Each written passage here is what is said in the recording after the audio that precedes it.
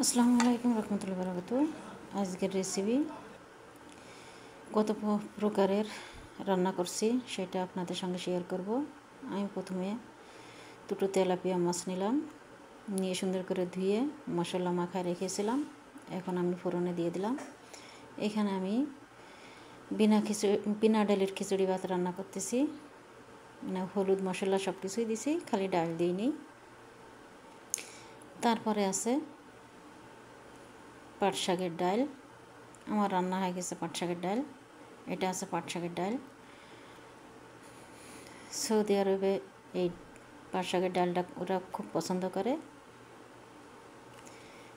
তার জন্য এটা রান্না করলাম। হয়ে গেল আমার পাট শাকের ডাল রান্না করা। আসলে কত প্রকারের যে রান্না করলাম। এখন আমি রান্না করব ফুলকপি মাছের মাথা দিয়ে।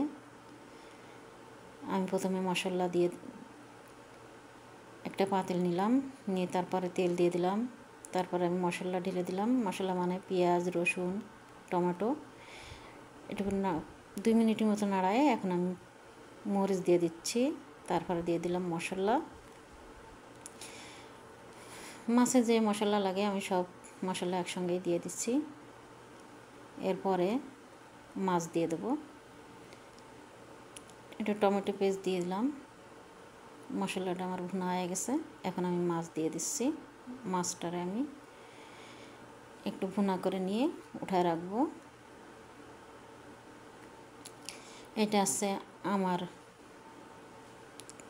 তরকারি ফুলকপির, কারণ ওরা আছে যা মরিচ দিয়ে তরকারি খায় না, তার জন্য আমি এটা আলাদা করে রান্না করতেছি। হয়ে গেছে, এখন আমি উঠায় রাখবো। তারপরে দিয়ে দেবো ফুলকপি ও আলু দিয়ে আমি সুন্দর করে কষিয়ে নেব। সামান্য একটু পানি দিয়ে দিলাম কষানোর জন্যে। আমি ফুলকপিটা তরকারি যত কষাবেন ততই স্বাদ লাগবে তরকারি। হয়ে গেল কষানি। এবার আমি ঝোলের পানি দিয়ে দিচ্ছি। ভিডিওটা ভালো লাগলে লাইক, কমেন্ট, শেয়ার করে পাশে থাকবেন। যারা আমার চ্যানেলটাকে সাবস্ক্রাইব করে রেখেছেন তাদেরকে অসংখ্য অসংখ্য ধন্যবাদ। আর যারা সাবস্ক্রাইব করেননি তারা সাবস্ক্রাইব করবেন, বেল আইকনটা বাজিয়ে রাখবেন, যাতে নিত্য নতুন ভিডিও ছাড়লে আপনাদের কাছে পৌঁছে যায়। তো সবাইকে অসংখ্য অসংখ্য ধন্যবাদ। আজকের মতন আবার কোনো এক ভিডিও নিয়ে আপনার সামনে হাজির হব।